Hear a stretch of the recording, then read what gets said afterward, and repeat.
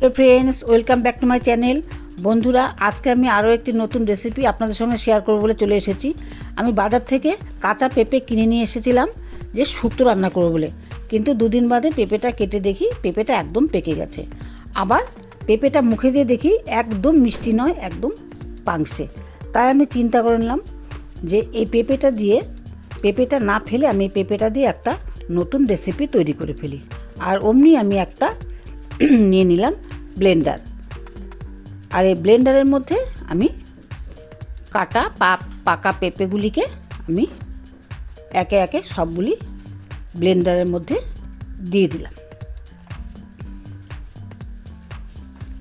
দেখতে পাচ্ছেন বন্ধুরা, ব্লেন্ডারের মধ্যে আমি সবগুলি কাটা পাকা পেঁপে দিয়ে দিলাম। এবার আমি ব্লেন্ডারটাকে চালিয়ে ব্লেন্ড করে নিলাম। ব্লেন্ড করা হয়ে গেল। এবার আমি গ্যাসের উপর একটা কড়াই বসিয়ে দিয়েছি, গ্যাসটা জ্বালিয়ে দিয়েছি। এবার দিয়ে দিচ্ছি তেল।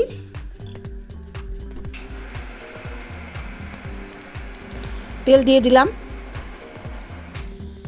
তেলটাও গরম হয়ে গেছে। এবার আমি এর মধ্যে দিয়ে দিচ্ছি একটা শুকনো লঙ্কা, আর দিয়ে দেবো 5 ফোড়ন। 5 ফোড়নের শুকনো লঙ্কাটা ভাজা হয়ে গেছে। এবার আমি এর মধ্যে দিয়ে দেব ব্লেন্ড করা পেঁপে। ব্লেন্ড করা পেঁপেটা আমি এর মধ্যে ঢেলে দিলাম। এর মধ্যে আমি কোনো জল দেব না, শুধু এই ব্লেন্ড করা পেঁপেটা দিয়ে আমি এখন নাড়াচাড়া করতে থাকব।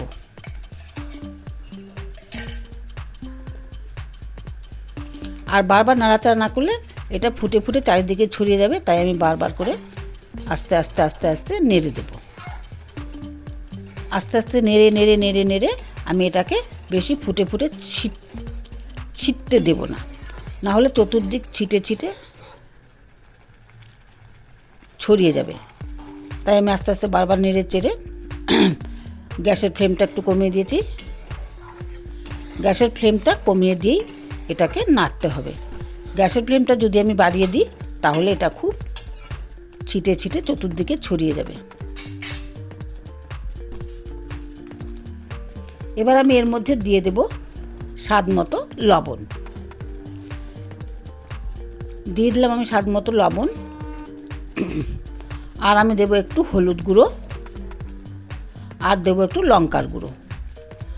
আর আমি খানিকটা তেঁতুল চটকে কাই বানিয়ে রেখেছিলাম, সেটাও আমি দিয়ে দিলাম। এবার আমি খুব ভালো করে নেড়ে চেড়ে নেব। খুব ভালো করে নাড়তে হবে। নাড়তে নাড়তে নাড়তে নাড়তে এটা একদম জলটা শুকিয়ে যাবে। এবার আমি এর মধ্যে দিয়ে দেব চিনি। আমি চিনি বাটির পুরো চিনিটা দেব না, অল্প একটু চিনি রেখে দিলাম। দেখি এটা কতটা চিনি আরও লাগে।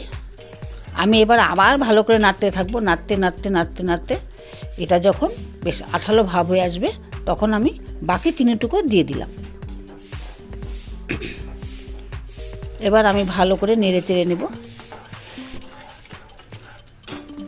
চিনিটাও মেল হয়ে গেছে, এবার ফুটে উঠছে। এবার আমি এর মধ্যে দিয়ে দেব ড্রাই ফ্রুট। এই ড্রাই ফ্রুটগুলি এর মধ্যে দিয়ে আমি কাজু, কিশমিশ, চেরি, আমসত, খেজুর, বিভিন্ন রকমের আমি ড্রাই ফ্রুট এর মধ্যে দিয়ে দিলাম। আর দিলাম আমি 2 টুকরো বড় দেখে লেবু। এই লেবু দেওয়ার কারণ হচ্ছে বন্ধুরা, এটা খুব সুন্দর একটা সেন্ট বেরোয়। এই লেবুর সেন্টেই আপনার এটা আরও বেশি মজাদার হবে। এত সুন্দর লেবুর গন্ধ বেরিয়েছে কি বলবো আর। এবার বন্ধুরা বুঝতে পারছেন আমি এই পেঁপেটা দিয়ে কি তৈরি করলাম। টক ঝাল মিষ্টি একটা চাটনি। আর এই চাটনিটা খেতে এত টেস্টি হয়েছে কি বলবো। আমি একটু চেখে দেখেছিলাম অবশ্য যে মিষ্টি কতটা হয়েছে। যাই হোক, মিষ্টি টিষ্টি সবই ঠিক আছে। এর মধ্যে আমি একটু ঝালও দিয়েছি, একটু সামান্য ঝাল ঝাল হবে। আবার একটু তেঁতুলের কাইও দিয়েছি, একটু টক টক হবে। যাই হোক বন্ধুরা, আমার চাটনিটা রেডি। এখন আমি একটা কাচের বোল নিয়েছি, এই বোলের মধ্যে আমি চাটনিটাকে নামিয়ে নিলাম। আর বন্ধুরা, আমার ওই ভিডিওটা যদি ভালো লাগে তাহলে অবশ্যই একটি লাইক করবেন, কমেন্ট করবেন, আর যারা সাবস্ক্রাইব করেননি আমার চ্যানেলটিকে তারা অবশ্যই একটি সাবস্ক্রাইব করে দেবেন। আবার নতুন ভিডিও নিয়ে আবার অন্য কোনো দিন আপনাদের সামনে আবার উপস্থিত হব। ততক্ষণে আপনারা সুস্থ থাকুন, ভালো থাকুন, আর অবশ্যই আপনারা এটা বাড়িতে বানিয়ে খেয়ে আমাকে কমেন্ট করে জানাবেন যে এই পাকা পেঁপের চাটনি কেমন হয়েছে। ধন্যবাদ।